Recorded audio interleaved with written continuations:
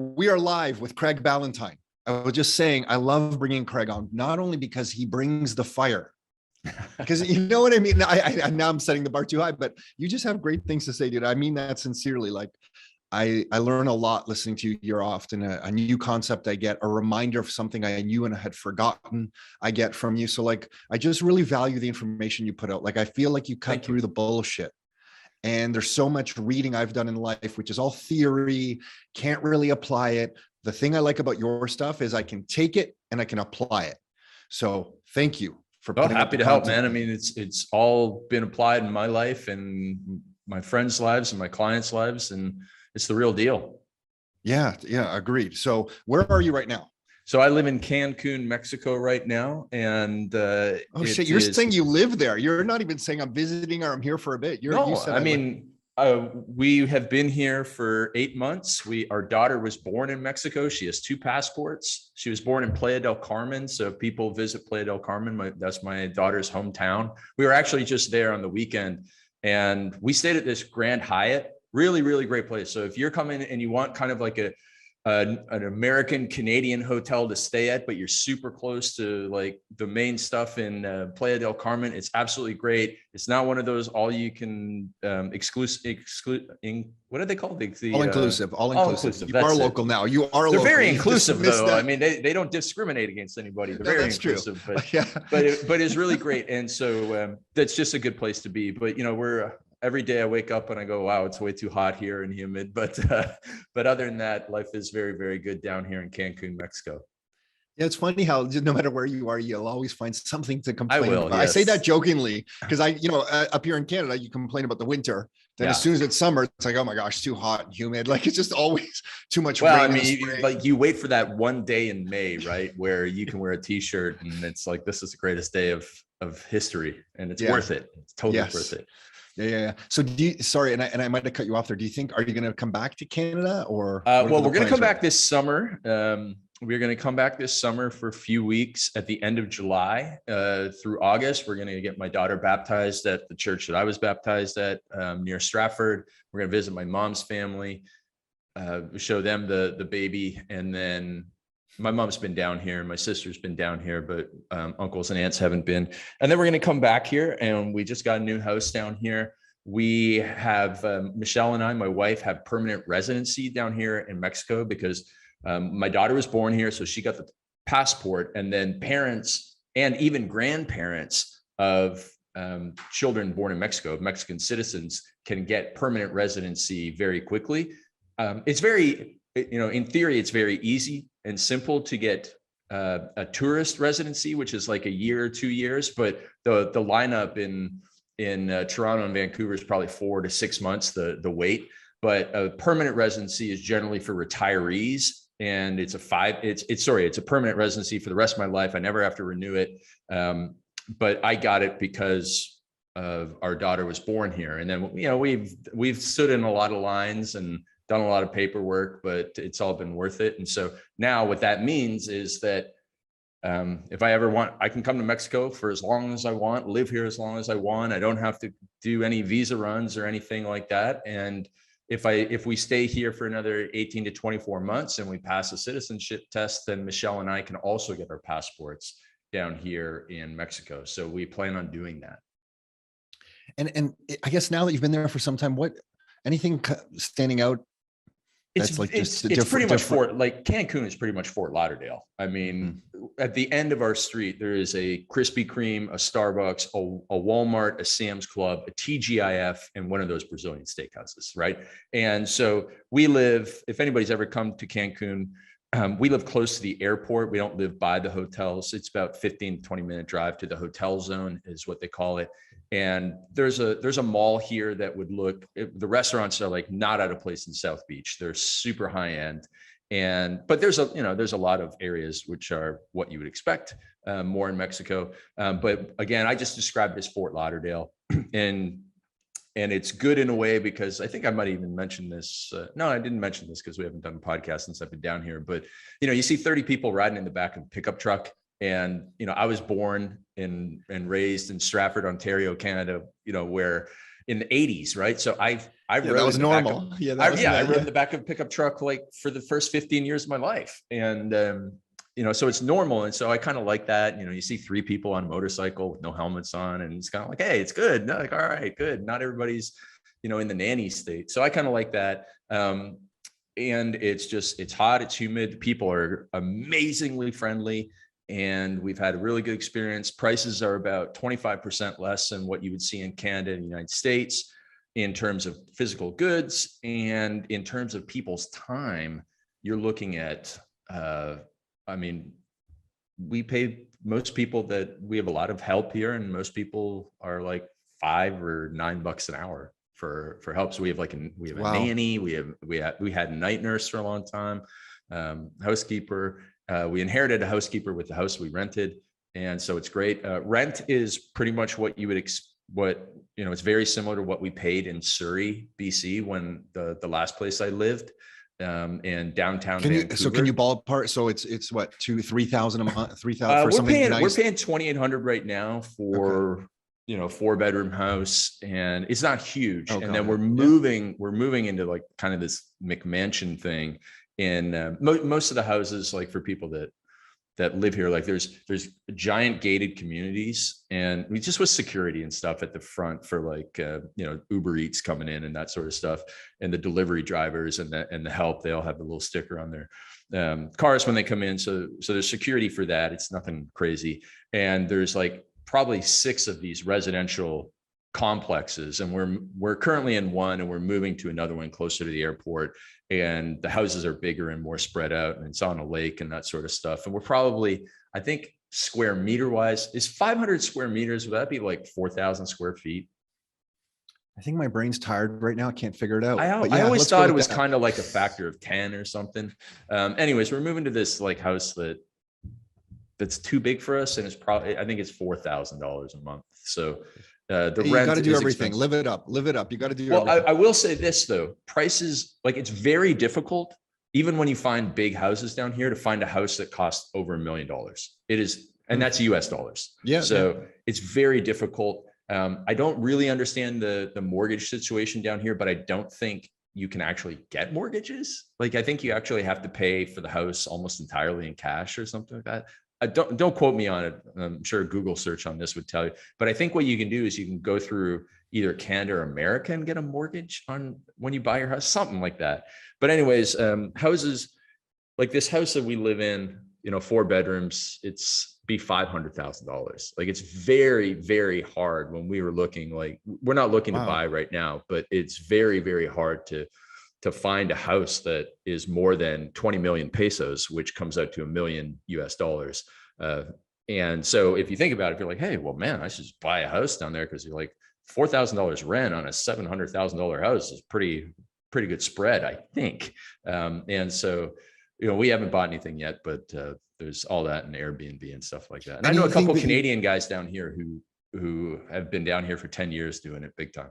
Yeah. And I know a bunch of Canadians that we know that are different parts of around Cancun, right where you are. Yeah. Anything you've missed? Like anything you're like, oh, damn. Certainly totally those spring days, I miss those spring days back on the farm, the smell of manure in the fields, but the freshness. Yeah. I've had a real big pain in the butt with my dog, because down here, a lot of people have dogs in our residential community, but most people do not like intermingle their dogs. And so we found one. Oh God. So they're not like socialized with each other. No. And it's not like everybody has a Rottweiler. It's like, people have Labradors, but they just walk their dog, and they don't seek out dog parks. And so that's been a little frustrating here. And there's not dog beach. There's one dog beach, but it's horrible. And so my dog, and it's very hot and humid, right? So my Labrador has gotten a few pounds. The person at the Grand Hyatt actually asked me if she was pregnant the other day, which is another great thing about Mexico, because they're politically incorrect because they're just talking normally, right? Mind. They Yeah, don't, they, sure, they just, they just speak You their don't- mind, right? Yeah. And so it's great. It's like, let's just cut to the chase. And is your dog pregnant? Because it's very fat. And I'm like, no. So You have a that's fat dog. You have a fat dog. I What do is have a going fat on? dog. I've always had a fat dog because she's a short yellow lab. And anybody who's had a lab knows that all those things want to do is eat. They'll eat everything. And you can feed the dog half a bag of dog food and it will still want to eat more because it's just wired that way. You know, just like a collie doesn't want to eat, but it will chase every single car. All dogs are neurotic. Yeah. Labradors are neurotic about food. And so everybody's got a dog down here and everybody lets their dogs bark outside at night, which is kind of annoying, but we've built some systems and got some earplugs and stuff like that. That was a problem at first, but finding her the right exercise has been difficult. We found a couple of good dog places, but the good ones are a long way from home.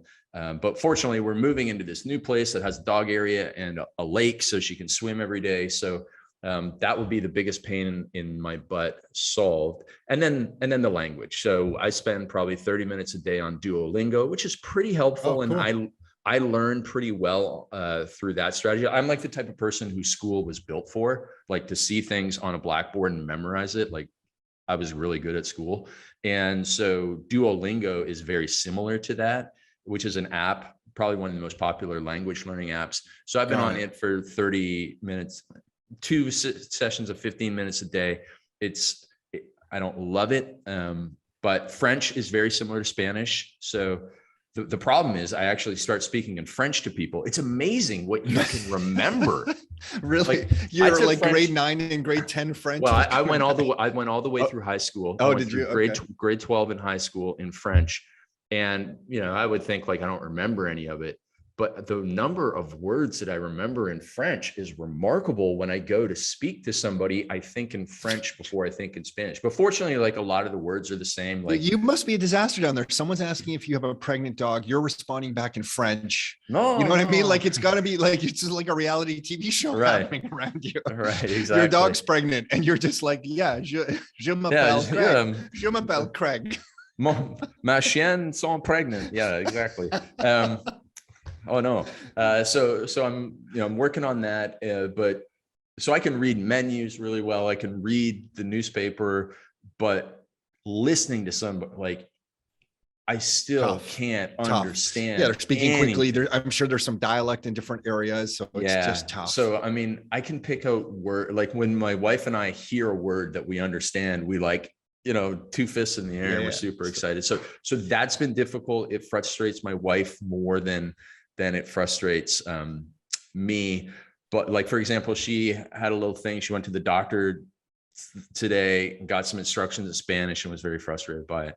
Now, one other thing I should mention is on the medical side of things. So she won't mind me mentioning this, but so she's had a C-section down here. We tried to have a natural childbirth and all this stuff, and it ended up our baby was sunny side up. So if anybody knows what that means, it means the face was up, which means it's very, very difficult to have a natural birth. And so we went to this birthing center, and she was in the pool and all this sort of stuff, which we could have done in Surrey, BC. So that was all the same. But she ended up having a C-section. And can you guess what the cost of a C-section is in the United States? Oh, it's, you know what? One of my friends had one and I was shocked. It was years ago, but I was blown away. It was really expensive. I forget. It's probably like the lowest end is 30 grand. It's probably 60 grand. So we had a C-section. And then for the first 2 nights, we had a private hospital room at this small hospital. Like the hospital was in, like I've been to your old offices. Like imagine that there was a 3-story hospital inside your old offices. So like it was just on the side of the road in a strip mall. There was this hospital, but it was great. It was amazing facilities. And so we had the C-section there, and then 2 nights overnight in the hospital, and the food that they served my wife was good. And it cost us $2,500 US. Wow. And it was amazing. And then fun fact. So I've had 2 hair transplants. Each one of them cost me $10,000 to $12,000. Yeah. I had no idea. They're amazing. Like really? And so you can see how much hair I have right here. I clearly don't need one. And I know you're saying like, wow, look at that hairline. Like you're impressed right now. I know you're impressed, but wow, I had no idea. Or maybe you had told us that and I had forgotten or something. Yeah. So like, if you take a look at like the left side of your head, like I was like really receding there. And so I decided I'm going to get a hair transplant. This is before I met my wife. And I got 2 of them done in downtown Toronto, guy named Dr. Corey Torgensen, really fantastic. I have a review on Google that's been looked at like 25,000 times. Wow. So, I have no problem telling people about this. So it's like 20 something grand for my 2 hair transplants. Michelle, a bunch of her hair fell out and she had a little bit of a kind of receding hairline. So she's made videos about this on her Instagram. So I'm not telling anybody that nobody knows. And she got one down here. And so when you get a hair transplant, they almost charge you by what's it's called FUE. It's follicular unit extraction, which means how many hair units they take out of the back of your head.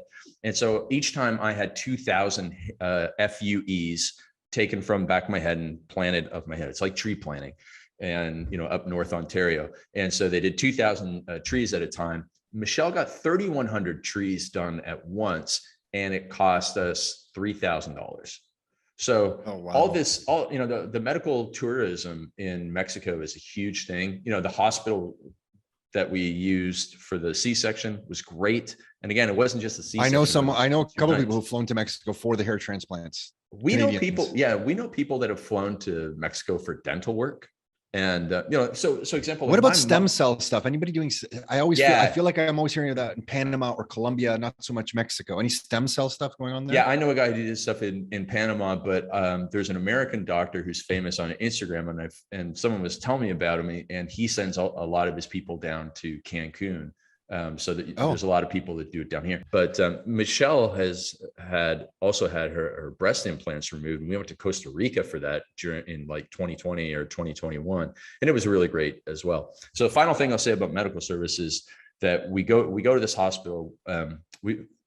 My baby and Michelle got sick. Baby's totally fine, but Michelle got sick with like really bad sore throat, and we went to the hospital for both of them, middle of the night. But it's a private hospital, and it costs us like $50, and we were in and out of there in an hour, and it's really great hospital. And so the medical care is really great. Again, it's private stuff, but it's super cheap. And so most of the stuff is quite cheap down here. And again, the labor is incredibly cheap. So anything you want done, like, she goes and gets some of these, nails and eyelashes done, and it's 20% is what she paid back home. And especially like you live downtown Toronto or downtown Vancouver, what you pay $200 for, you get for 50 to 35 to $50 down here. Yeah. Cool. I don't know if it's, but I do miss some stuff about home, and we miss a lot of stuff about America as well. So you probably miss the Toronto Maple Leafs, I would say. If I had to don't gamble, I would say at you all. missed the Toronto Maple. No, it's okay. You don't have to say anything further. Okay. You probably missed the Toronto Maple Leafs. We can just leave that at that. Okay. No, it's okay, Craig. Craig, it's okay. It's okay. We know you missed the Toronto Maple Leafs. Game 7, first round. It's like, you can set your watch to it. I actually don't pay attention too much anymore. One of my best friends is diehard. And has it been 4 years in a row they've done that? I don't count these things, Craig. It's a blur. My whole life as a Leaf fan is a blur, but I feel it's been more than 4, Craig. And I'm a diehard Leafs fan, and you guys were buying those like shirts. Yeah. No, I still do. Yeah. We actually have a Toronto Maple Leaf set up for the podcast in August coming on. He's not playing anymore, but he was playing 5 or 6 years ago. Yeah. He found out I was a fan and reached out. See, Craig, how it comes back to you. See, it comes back to you. All the pain and suffering. I'm 49 years old, so I've suffered for 49 years. I tell my son just got upset like in the last playoffs. I'm like, dude, stand down. That's nothing. Okay. They'll break your heart. You stand down. I'm still pissed off at Gretzky in 1993. We don't have to really even get into this. Look, A lot of people, I think, since 2020 and the whole pandemic thing, are questioning their life and what they want to do with their life, where they want to live. A whole bunch of Rockstar members, by the way, some are moving to Mexico permanently, keeping some rental properties here in Canada, selling their primary place of residence, some keeping it, some moving to the Caribbean, some moving to Mexico, multiple moving to Mexico, actually. And I've seen some buy some places in Europe. I've never seen this much action before. It could be because I'm now in my late 40s and we've been doing this and people have the financial ability. Sure. But it does seem like there's been a mind shift. And I feel like there's another group of some of the people I kind of hang out with, friends, extended family and extended friend groups maybe, and they feel trapped and stuck. And they want to be able to do some of these things, but they feel like maybe they're not going to have the financial wherewithal to pull it off. And you have these items that I really resonate with. I mentioned this YouTube video that you put out, 7 success habits that made me the most money. And I just want to kind of whip through these really with whatever speed you want to, actually, because they're so important. Sure. But I believe success can be somewhat automatic. Your personal success, whatever that means, can be somewhat automatic if you have the right habits. Yeah. And I know you are a big believer in putting the habits into place.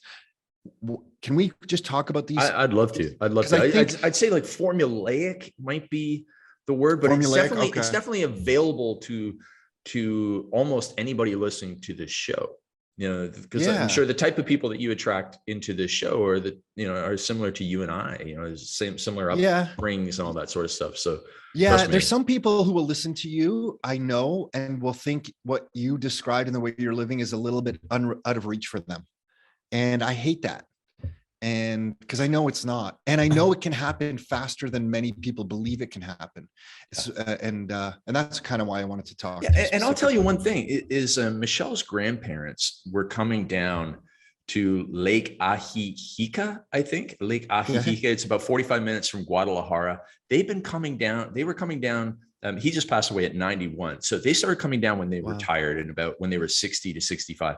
And I mean, that is a very inexpensive part of Mexico. So when I say $3,000 a month rent, like ignore that, because understand that Mexico is a big country. Like you're probably looking at Ontario, Manitoba, and Saskatchewan combined, which is a big, big chunk of land. It's a 24-hour drive from Cancun to Mexico City, and then probably 24 from Mexico City to Tijuana. And there's a lot of very, very, very safe places in Mexico. There's a lot of dangerous places. There's a lot of very safe places because I've done a lot of research on this. And there's places that are as safe as Wyoming. There's cities in Mexico that are far safer than Toronto. My sister lives down near Queen of Bathurst, and I'm like, that ain't safe, because I've walked around there. I used to live at King of Bathurst. Like, I'm not comfortable down there, but I'd be comfortable in a lot of cities in Mexico. And so there's a lot of cheap parts, inexpensive parts, and it's a big country full of very loving people. So I will just say that, but I'm happy, we can jump into these 7 things. And I mean, I will just say one more thing. These 7 things have been followed by, I have a client, coaching client in business. He retired from teaching gym, basically physical education in California near San Diego. 8 years ago, he's 73. He's built a $250,000 a year driving school. He uses online marketing. He uses, these fundraisers. He does all sorts of stuff. And he, if you met him, is exactly like what you would think a 73-year-old technophobe would be, like a technical dinosaur. Like, he doesn't understand this stuff, but he still powers through, and he follows these 7 principles, and he's built a $250,000 a year business. And it's not just a $250,000 a year business. It's a $250,000 a year business where these kids say such nice things to him. Like, you've given me freedom. And he does this for like people who have moved, like he's just doing lessons for some woman who came here from Ukraine, like totally displaced. Cool. And it's cool. It's cool. So it doesn't matter how old you are. Yeah. I love it. So talk to us. The first one you have on this list is magic time. What the heck is magic time, and why is that number 1? Yeah. So magic time is this time of day when you're 3 times more creative, productive, and energetic than any other time of day. My magic time is not Tom's magic time, is not Nick's magic time, is not, like, everybody's going to have their own time. And so for most people, it's probably going to be earlier in the day, but it's a time of day when you have 3 times more creativity, productivity, and energy. And you have to figure this out through a bit of self-reflection and introspection. I found this out when I was a broke, struggling personal trainer. I was living in High Park, Toronto. I was taking the subway downtown every day. I was training in Rosedale, and I was training really wonderful CEOs. I mean, Ken Thompson trained there, like the guy who's like Canada's richest man, and Pat Quinn. I got to train Pat Quinn for a couple of years, which was so cool. I mean, what a nice guy. I mean, just absolutely amazing guy. And but he also put me in my place several times. I feel like he would. Yeah, I feel like he totally would. Yeah. It was really, actually, he said one of the best business lessons I ever got, because you're kind of intimidated training these people. And he just looked at me one day when I was kind of like unsure, because I was a young person at that time. I was 25 or 26. And he looked at me and said, "You're the expert. You tell me what to do." And I was like, I really appreciated that kind of like verbal kick in the butt, because he said it with that amazing grin and accent.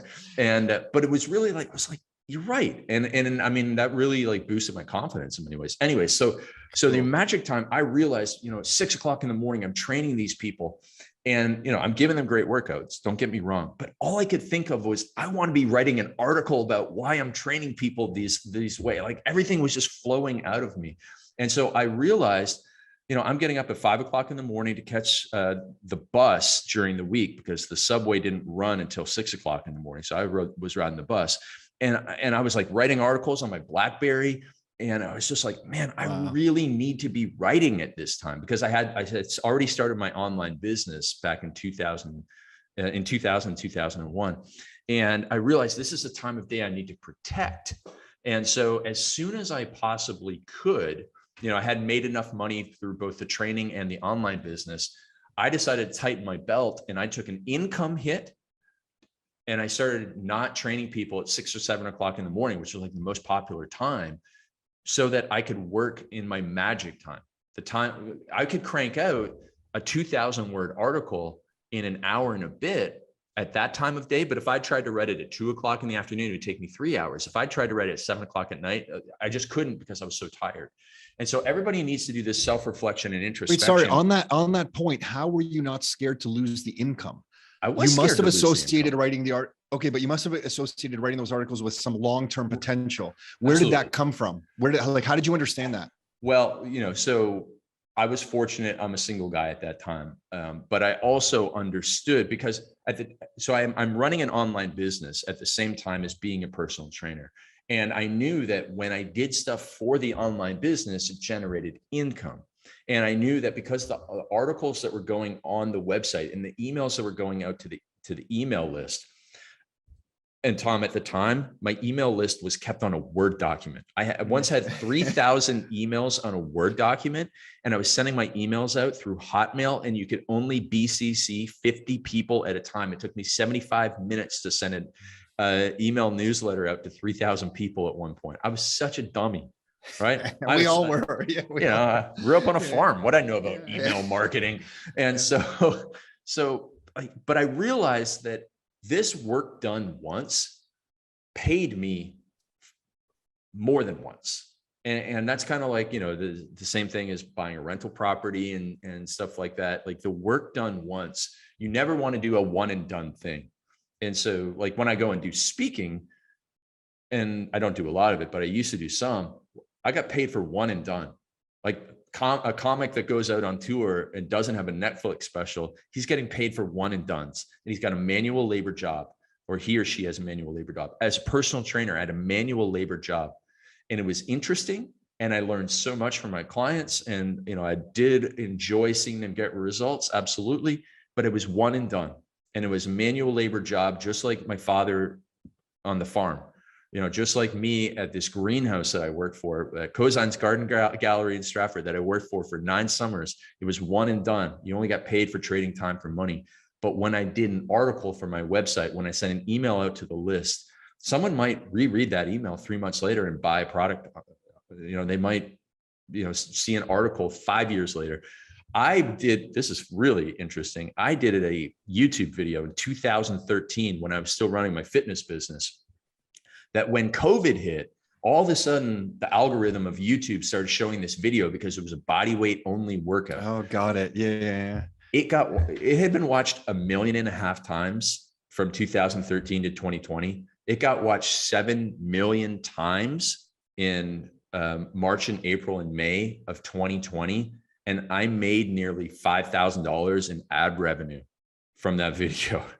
Like that's the power of the internet right there. Yeah, Like awesome. the books that I wrote years ago bring me, like the book that I wrote in 2018 brought me a $25,000 coaching client last month because I wrote a book, so that's the thing. And so the online real estate, the stuff that we create today, the hundreds of episodes of podcasts that you have, people, they can find them through search, they can find them on YouTube, and, they might be sitting there doing nothing. All of a sudden somebody stumbles across it through search, and it's shocking. We see the back catalog of this podcast, and sometimes crazy. I look at it and I can't believe people are listening to something from like 3 years ago. And it's not just one listen. There'll be like 50 listens of that episode in 1 week. And we're like, what the heck is going on? Exactly. Because I'm not that type of person. I usually always want to hear the latest of something.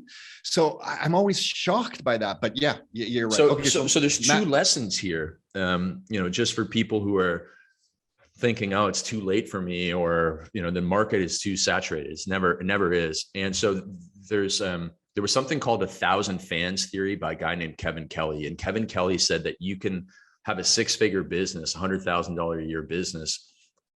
Kevin Kelly was like a writer for Wired.com, maybe even in the editor. And you can basically build a $100,000 a year business with 1,000 true fans.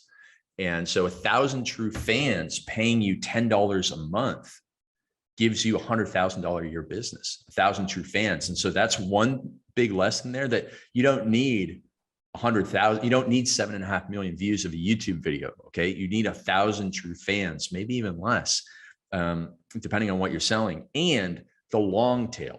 So Chris Anderson, I believe, who was also at Wired, he wrote a book called The Long Tail. And the long tail is like the distribution, right? So the distribution is, there's a very long tail at the end of a bell-shaped distribution. And it's, 50 views of a podcast that you made 3.5 years ago is the long tail. And so if you actually look at the volume in the long tail, it's a lot. And so it's like Amazon sells a lot of different titles and a small number of them, but it adds up to an enormous amount of book sales and audiobook sales and so on and so forth. And so in that long tail, there's room for everybody, is kind of the message. And, there's niche market upon niche market on the internet. And so, if we are talking only online businesses, which we're not, the room for somebody to start a side income and make money to support them in some of these countries they're moving to is limitless. Phenomenal. Limitless. Yeah, absolutely. So magic time, find your time. For me, it was the morning. You're right. I think for most people, it's the morning. I know some people it's late at night. Yeah. And here's the thing is, you have to protect it, because the natural inclination is to notice that this is what you're going to notice. Oh, at 10 o'clock in the morning, I get in the flow. I have my best ideas. And then what you're going to do is you're going to give that time away. Mm-hmm. But you have to protect that time like my dog protects her food bowl when she's eating, right? You have to ruthlessly protect this magic time. And so what that means is, like, I may have to make some sacrifices at 10 o'clock in the morning. Like maybe I'm supposed to be on a client call, or maybe I'm supposed to do a meeting, or maybe, I feel like I should be available on the phone in case somebody wants to, maybe I'm a real estate agent. I don't want to miss, just like I had to make a sacrifice at 6 o'clock and 7 o'clock in the morning. I had to lose my $50 an hour I was making for personal training clients. I had to lose that money today to make 5 times that money in 90 days. I had to lose the $50 today to make $500 in 90 days. And the last thing I'll say on this, Tom, is that you don't have to do this 5 days a week starting tomorrow, right? So if it's 10 o'clock in the morning and you're like, well, I got all these meetings and I got to take these calls, like, I can't do that. Okay, but can you do it 1 day per week for the next month? That's what I did at first. I didn't hack away all my 6 o'clock and 7 o'clock clients. I actually first started with Thursday afternoon. didn't have any clients. And I realized, Tom, that instead of me doing an hour a day, 4 days per week, when I had 4 hours in a row, even when it wasn't my magic time, Powerful. I actually got more done in 4 hours than I did in 4 by 1 hour. And you need to block these times. So give yourself magic time 1 day per week, and then you'll make enough money where you'll have enough progress where you'll have the confidence to then go, okay, I'm going to hack away 1 more day. Yeah, I feel like it's the biggest secret, because I feel like the life I get to live now, I can directly attribute to probably 5 years of starting this business from zero momentum, zero clients, zero revenues, zero database, zero everything. And probably for 5 years, I went to every weekday for 5 years. And there was enough momentum then created that I could kind of like cherry picked and do a little bit different things. But those 5 years launched what we have today in this business. And I'm so grateful. And I just look back at that time thinking like that was that was just incredible. And I would protect it. Like you're saying, like if I had to send an email during that time, I would literally open my email and kind of block it with my fingers and just to hit the compose button, before they had all I've these done little stuff like hacks. that. Yeah, because I'm like, I don't want to see my inbox. Like my inbox is going to make me crazy, and like not look at my phone, not turn on my phone, don't look at text messages. And I would get frustrated if I was weak and got that time interrupted. So because you can actually, what the big lesson here is, in the hour or hour and a half of magic time, you can get the full workday done. Oh yeah. That's sure. the lesson, because the rest of the day is all this interruptions, reactive blah, blah, blah. email, text message, and you feel so good too. Okay, so why did you put selling every day? Like that's a big one to put number 2. So my mentor, Mark Ford, wrote a book called Ready, Fire, Aim. And in this book, he says, if your business is not making $1 million per year, you need to be spending 80% of your time selling. And I think that's factual. But the thing is, if you actually looked at somebody's calendar, so let's say somebody is, okay, great, I'm going to quit my job. I'm going to move out of Canada. I'm going to move to Mexico. I've got my rental income that's going to sustain us, but I got to build new active income. And they go, okay, so I'm going to start this side business. Maybe it's online, or maybe it's, something local. And then you look at what they actually spend their time doing, and the amount and the percentage of the time that they actually spend selling is going to be very low. And it's going to be low for several reasons. 1, it's scary. 2, they don't know how to do it. 3, they don't know what to do. They don't know what does that even mean to sell. And all the other stuff is far more enjoyable. Getting the logo, the business card, some people still do that. The website, all this stuff. And it's like, none of that matters. Like if I get all these kids messaging me on Instagram saying, hey, I want to start a clothing line. I'm like, what do you know about clothing? And how many flea markets and weekend markets have you gone to selling your clothing? None. They all want to sell it, on the internet and get influencers and stuff like that. But if you take a look at the Nike story, right? It was that guy selling Nike shoes out of the trunk of his car at track meets. That's how you figure out if you have a viable business, is through selling. Because if there is no sale, it is like a human with no oxygen in their blood. You're dead. No sales in a business equals dead business. No oxygen in your blood equals dead human. And so sales needs to be what you focus on almost entirely when you start a business. Yeah, it gave me the confidence to quit my job when we could, when I noticed we could get a new customer and sell. Then I'm like, okay, I can quit. I can quit now. Like this is, I'm tracking and testing. That's like pretty high. And I don't think, I wouldn't have guessed that you would have that so high. Tracking and testing. What's this? Well, tracking and testing. I mean, take a look at anything in life, whether it's, a young man going out and trying to meet girls, or whether it's somebody going to the gym, or whether it's somebody doing real estate deals. If you track and test what you do, when I go and, I meet somebody, and, if I'm doing door-to-door sales, if my opening line is this, I'm going to do it for 10 houses in a row and see what my response is. This is not, I got like 9 closes and one person talked to me for a minute. This line is not working. Next, I'm going to try a new line. Oh, I got 5 people to let me into their house and 2 people bought this new line because I tracked and tested. I've learned it's the right thing to do. I go to the gym. I follow this program. I track and test my results. I track and test my nutrition. I get way better results than Sally, who doesn't pay attention to anything. And so tracking and testing is one of the keys to accelerating your results in life. Because one of the things that you mentioned is it took 5 years. And I know for me, like I was writing emails for 2 years before I made a sale. And people are listening, go, I don't have 2 years. I don't have 5 years. Trust me, you're going to accelerate. Because Tom and I were doing this when nobody, there's hardly anybody teaching selling and marketing online and all this sort of stuff. And so we were kind of like in the wild, wild west, making things up as we went along, and we didn't know what we were doing. But I figured out what I was doing by tracking and testing. I did a lot of email marketing. So I would track and test the subject line, the open rate, the click-through rate, and the amount of money made from all of each email. And I was able to, over time, determine how long an email should be, what type of subject lines got a 40% open rate versus a 20% open rate, and then how to configure the link inside the email so that more people clicked on the link. And through that tracking and testing, I have a spreadsheet on my computer that goes back to 2003 with 7,500 plus email subject lines on it, and simply open rate, or the number of people that was sent to, the open rate, the click-through rate, and the products that were sold through. Are you looking at that a set time every week or once a month, every week, I also, day? No. I track and test every single day.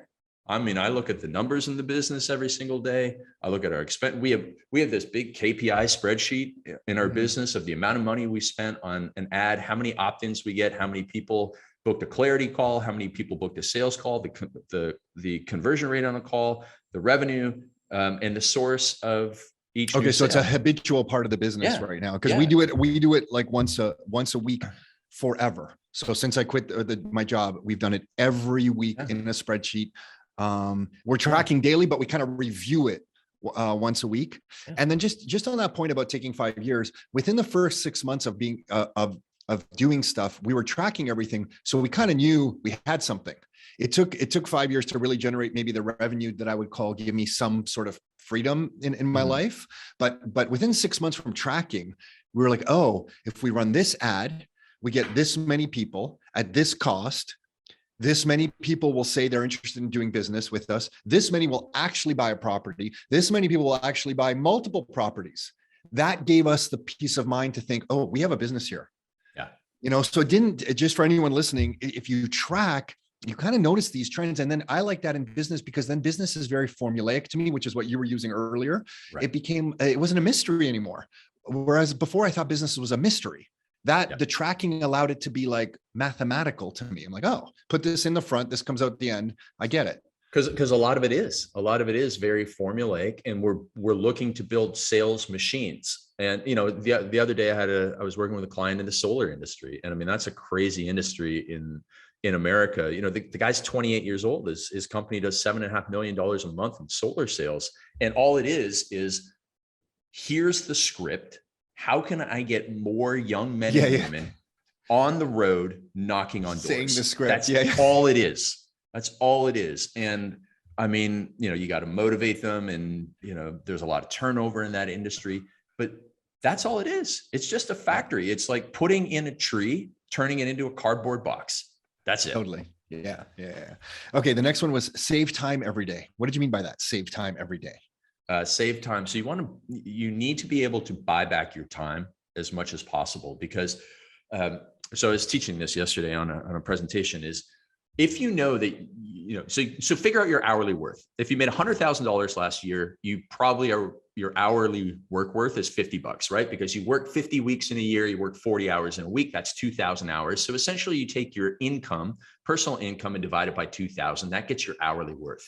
Now, when you're worth $50 an hour and you're the person running to the UPS store, or you're cleaning your house, or you're mowing your lawn, you are doing $10 an hour tasks when your hourly worth is $50 an hour. So your hourly worth is probably not $50 an hour, it's $100 an hour, but you're doing these $10 an hour tasks, which bring down the average.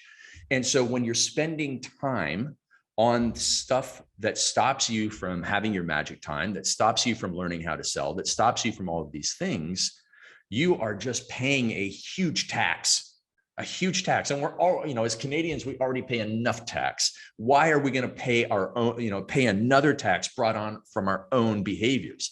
So you got to look to buy back your time. And, you and I are both, longtime fans and attendees of Dan Kennedy events. And Dan Kennedy has this book called No BS Time Management, which talks about how to, buy back your time. And he has No BS Ruthless Management of People and Profits, which is another book that really shaped my thinking around this. And then it's simply, if I can get somebody to go to the UPS store, $10 an hour is a little bit dated for, but for $15 to go and run all my errands, cut my lawn and do all that sort of stuff. That then opens me up to do the $100, $200, $300, $400, $500 an hour tasks. And this is very similar to the sacrificing $50 today to make $500 in 90 days. So you I got to tighten my belt. I grew up on the farm where our lawn literally took 90 minutes to 2.5 hours every Saturday. So I cut a lot of lawn when I was a kid. And if you think about, if I was in that position today and I own that same house with that same lawn, and I'm an entrepreneur and I'm out cutting my lawn for 2.5 hours a week, and that's stopping me from growing my business because I just started a new business, that's just dumb. That's just dumb. I'm sorry. So what do you say to the person? Because I think I struggled with initially hearing this and then thinking, well, Craig, I don't really know what to do with that extra time. So I might as well cut the grass because I'm just going to sit around. Like, I don't know what to do. But that's I where we guess go back to the tracking and testing. And reading. Yeah, it goes back to the tracking and testing. And essentially life boils down to this one sentence: do more of what works and less of what doesn't. And through your introspection and self-reflection, you find your magic time and you go, oh, I should do more of the hard work in my magic time. And I should do less email in my magic time. Do more of what works and less of what doesn't. If you've ever been fit in the past and you're not fit now, you go back and you figure it out, well, I do more of what I did back when I was fit and less of what I do now when I'm not fit. And that's the same with everything. Your wife upset with you? Well, there was a time when she wasn't upset with you. So I should do more of what I did back when she wasn't upset with me and less of what I'm doing now when she is upset with me. Yeah. Do more of what works and less of what doesn't. Do more of your strengths and less of your weaknesses. And, you don't have to be the Leafs who focus on their weaknesses in order to become a better team. I like that. I like how you slipped down. You just need to find your strengths and do more of that, and then automate, delegate, and eliminate your weaknesses. And that's probably one of the biggest messages that I teach people is to automate, delegate, eliminate. So the ADE formula. When you're sitting and doing your work during the day, have a little scrap piece of paper beside you and an alarm that goes off every 20 to 30 minutes. And then look at what you're doing and go, can I automate this? Through some automations and softwares. Can I delegate this? Because this is not my job. This is somebody else's job. I'm going to delegate to them. I'm going to teach them how to do this properly. I'm going to coach them how to do it amazingly. And I'm going to delegate it to them so that they do it as well or better than me. So now I've replicated myself in my business. And then I need to eliminate things. There are some things that you shouldn't be doing and you shouldn't delegate to anybody. Nobody should be doing. Elimination is so good. Yeah. Yeah. Agreed. And so it's through that, automate, delegate, and eliminate, you'll get better use of your time. And, that's where you should start. White space walks. Sorry, I know I feel like I'm really taking you to task here because I'm like, you're going through so much so quickly. I know. And I got to go in 7 minutes, but if we leave it, we can leave the last couple. I'll just name them, but white space walks. So the white space thing is new. I haven't mentioned in any of my books, but this is where almost everybody in life has too many inputs into their head and they don't have enough time, or they don't take time. They don't make time to synthesize the inputs coming into their head and then formalize an output or a conclusion. So you're reading the Globe and Mail every day. You're listening to Tom's podcast every day, every week, which you should. You're studying the real estate market and you're just taking in information, and you drive around with audiobooks and you listen to audiobooks in the gym and, the Netflix at night, and there's never any time on your calendar, which is just blank for thinking. And so there's Keith Cunningham has a book called The Road Less Stupid. And Keith runs all these business mastery things with Tony Robbins. And Keith says the most important thing that he does to make money is he sits in a leather chair with his notebook for an hour and a half, 3 times per week. Richard Koch is a guy who wrote a book called the 80-20 principle. And Richard Koch is worth 100 million pounds. He's a Brit. And he says the most important stuff he does is he spends an hour a day sitting beside a fish pond thinking. And Warren Buffett, all he did was sit and read and think for 40 or 50 years before he became like the super billionaire. And it's the synthesizing of the information. Steve Jobs has had this phrase, we don't collect the dots looking forward, we collect the dots looking backwards. And what he means is you take in all this information and you have to have time to connect it all. Your brain has to synthesize it to make a conclusion.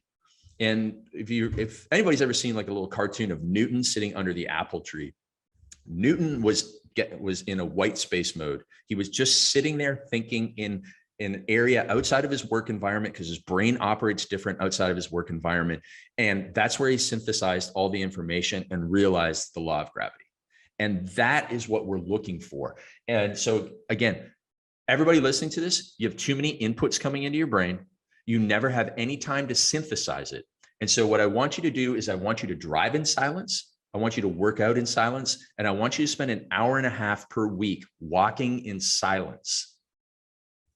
Solving your problems and taking advantage of your opportunities. This is what you especially if you're taking in good information all the other time. If you're not taking in the information, you need to take in good information for sure. If you're taking in Netflix, it's nothing. But so you need to take in good books and good podcasts and stuff like Craig's talking about now. But then once you have that time, make time for just thinking. And I see people, everybody who walks their dog always has their some earphones in. I've never listened to anything walking my dog, and I spent hours and hours and hours walking my dog.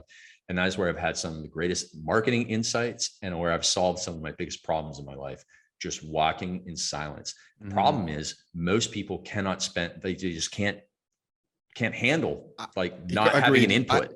I found I struggle a little bit on the walking in silence. For me, I just, through my own self-observation, it's those mornings, the magic time you're talking about. I need that quiet. I literally need a half an hour, 45 minutes of that quiet time with a journal just to write out my thoughts. Craig, we won't take you through the rest of the points. I'm going to, honor your time here. We'll get everyone to the video, but I need to write out my thoughts and reflect on them and just like think about it.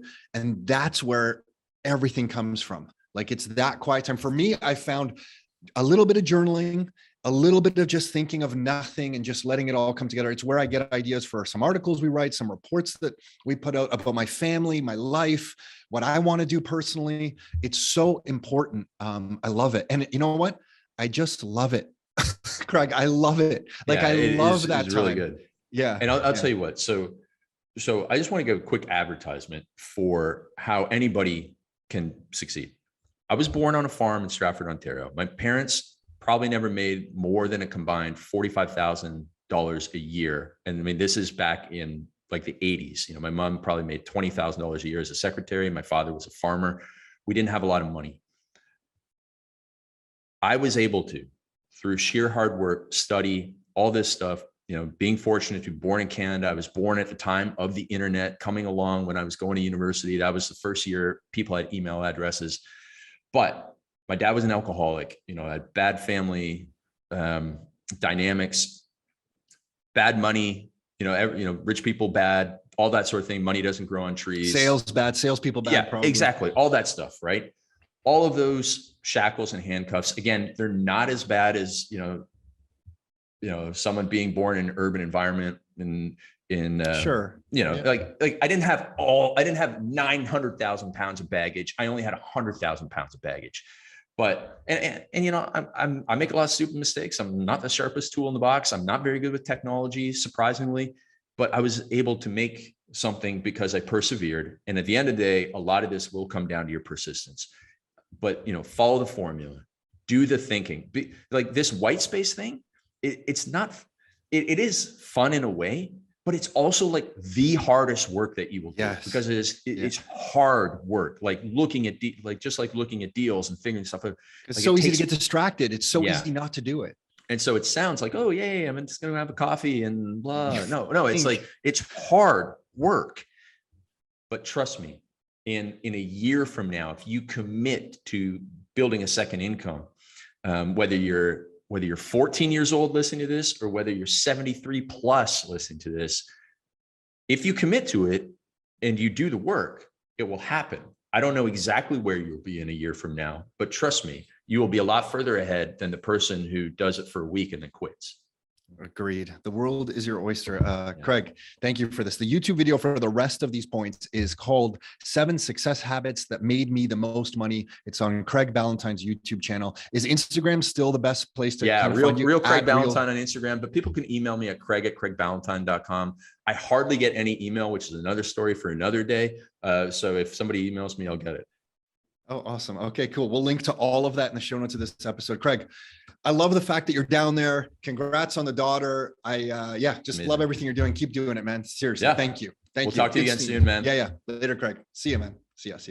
Hey, thanks for tuning in. You can find every new episode of the Your Life, Your Term show on all the major streaming platforms. So Spotify, iTunes, Google Play.